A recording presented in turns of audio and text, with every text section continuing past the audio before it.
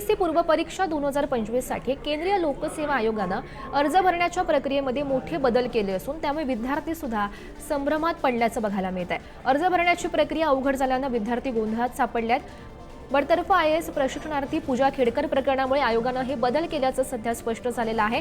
यूपीएससीनं जारी केलेल्या अधिसूचनेतील सर्वात महत्त्वाचा बदल म्हणजे अर्ज प्रक्रियेची पुनर्रचना। आधीच्या पद्धतीनुसार यूपीएससी पूर्व परीक्षेसाठीचा अर्ज दाखल करताना विद्यार्थ्यांना प्राथमिक माहिती अर्जात भरावी लागत होती।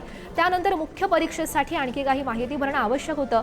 पाठोपाठ मुलाखतीसाठी निवड झाली तर अर्जामध्ये संपूर्ण माहिती भरणं बंधनकारक होतं। आता तिन्ही वेळी ही जी माहिती आहे ती भरावी लागणार अशी समोर येते।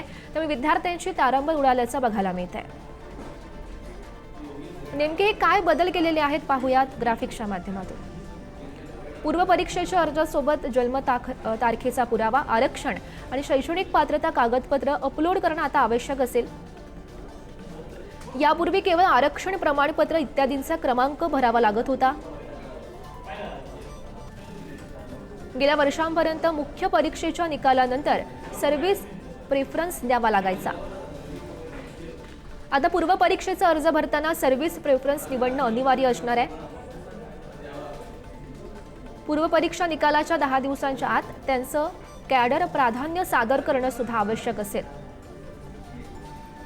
यापूर्वी मुख्य परीक्षेच्या निकालानंतर कॅडर पसंती सादर करावी लागत असे। कोणते बदल नेमके केलेले आहेत ते आपण ग्राफिक्सच्या माध्यमातून पाहत होतो।